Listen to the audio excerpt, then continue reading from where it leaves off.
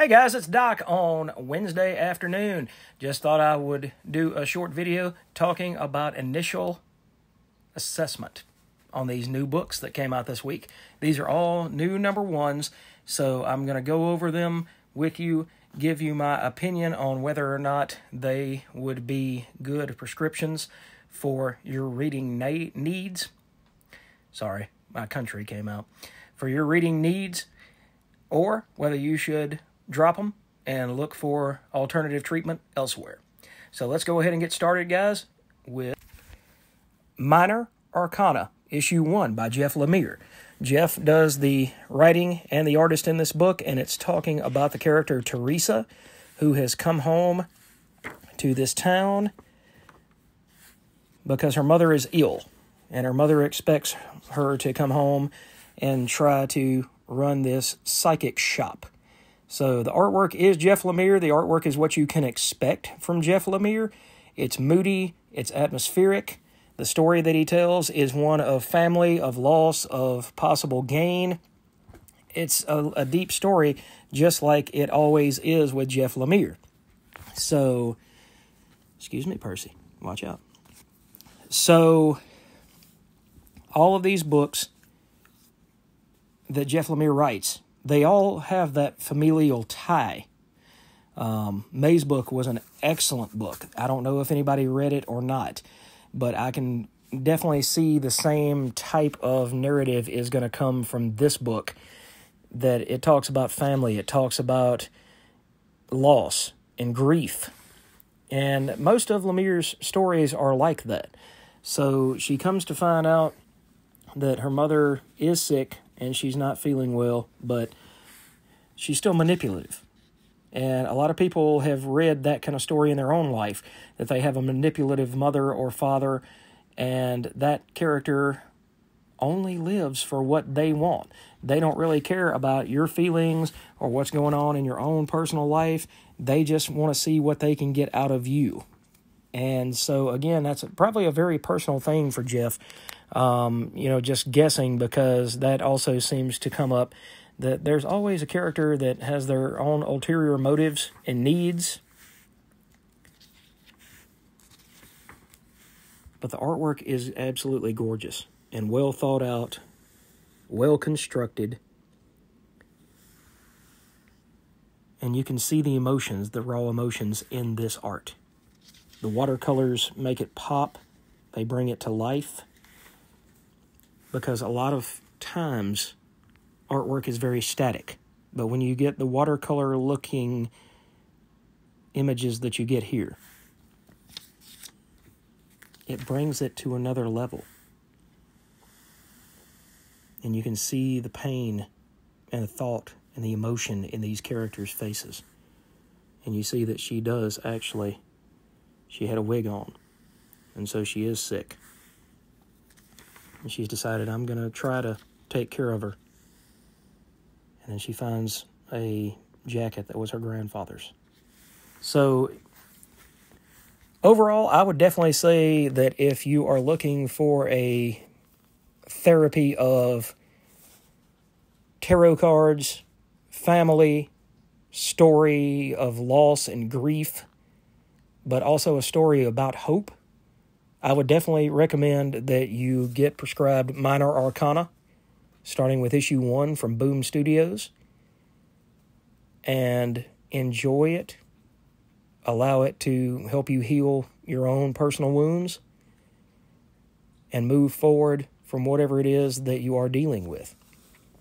Okay? So the second book that we're going to talk about, the second book is going to be Conan, Battle of the Black Stone, Issue 1 by Jim Zub. Jonas Scharf does the artwork in this book.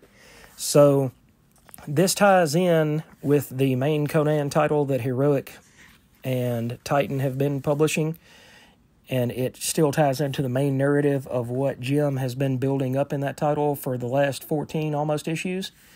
So in the first 4 issues, Conan came across this black stone, and it seemed to have a life of its own, and it seemed to take over people and make them angry and filled with rage and just not themselves. But what is the story of this black stone? Where did it come from? Well, this is not going to be just a Conan story. This is also going to, as well as tie in with Conan, it's also going to show a lot of different characters that Robert E. Howard created, including Solomon Kane and James Allison right here, who was a writer, Agnes de Chastillon, and El Borak, and here's Solomon Kane here. So it's going to be more of a Howard-verse sort of team-up across many different times and places and characters and motivations.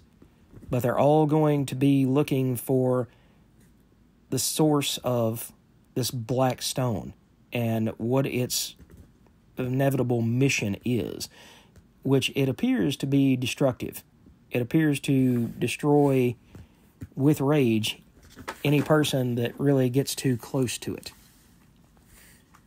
So Conan himself is trying to figure out what is the secret of this stone. What is this?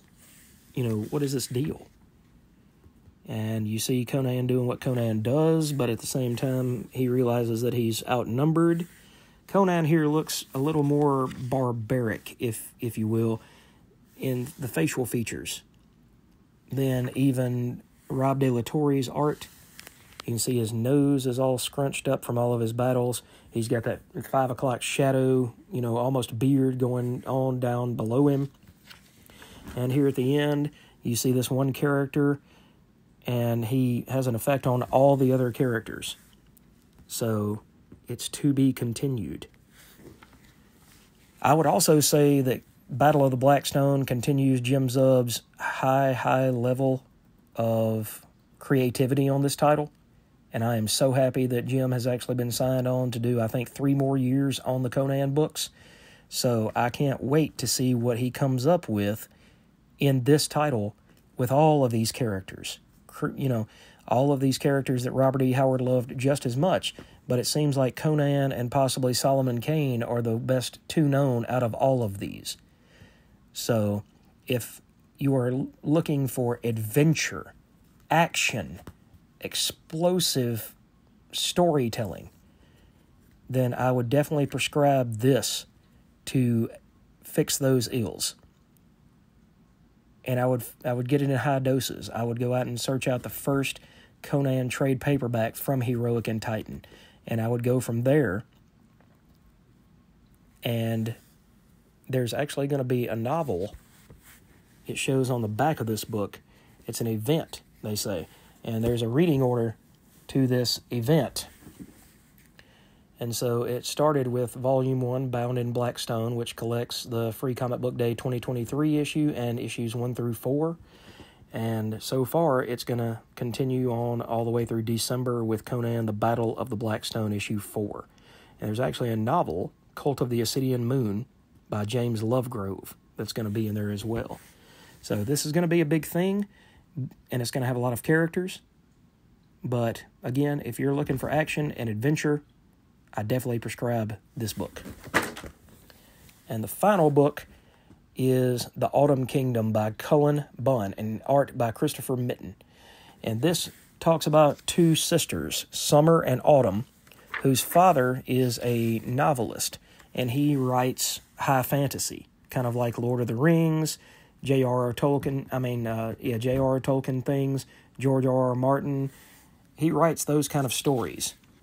And he's taken his family on a vacation out into the woods to kind of cure some writer's block. At the same time, the 2 girls go off and explore, and it shows these mystical stones. But are they really stones, or are they creatures? They find this, who looks like the main character in his book. And then they all go back home and they eat dinner. He's trying to get past the writer's block and figure out, but these mysterious characters are watching over himself and his family. So we go back to the story as Summer is reading some more of it. And let's see.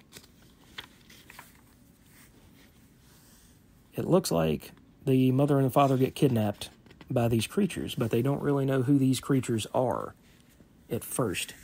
It doesn't really set in with them who these creatures are. Is there something under here, Percy? Because you keep trying to go under my book while I'm trying to do this video, baby. So,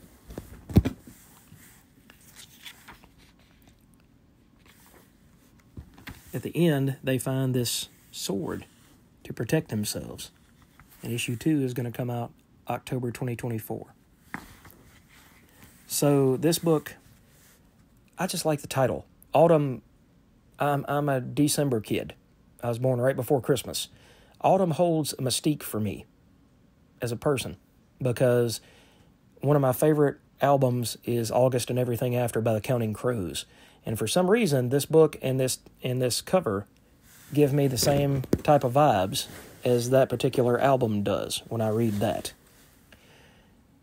So, this is a story about creationism and how creating something can get out of hand. But at the same time, it's about bonding of family and bringing people together when they are, separate. There's not really a lot of... Get down, Percy. Get down, baby. There's not a whole lot of brokenness in his family. They seem to be one strong unit together. But at the same time, there is the chance that this will either bring them even closer together or it will break them apart simply based on how these characters that their father created act in their own universe. So, if you're looking for high fantasy, if you're looking for another book very similar in tone to Helen of Windhorn or Conan or something along those lines, check out Oni Press's first issue of The Autumn Kingdom. This cat is something else, folks. This cat is something else. All right, before I go, Percy, say hello to the camera. Good boy. Good boy. Okay, guys, I am back since Percy Cat wants to get involved in this video for some reason. But I just thought I would share with you some of the new #1s that came out this week. I prescribe all 3 of them. I know that my reading list is getting larger and larger, it seems, by the week. But I really try to pick books that I know will be strong for both myself and my reading habits and for yours. So if you have any new #1s that you picked up, like Exceptional X-Men or something along those lines that came out this week, let me know down in the comments what you thought about that book. Do you think that that was something that I should have covered? I'm not a huge X-Men fan, but I am willing to try new things. As you can see, all 3 books are very different in their characters, in their characterization, in their titles, and everything in between. So, thanks again for checking this video out, guys. Have a great evening, and we will catch you in the next video.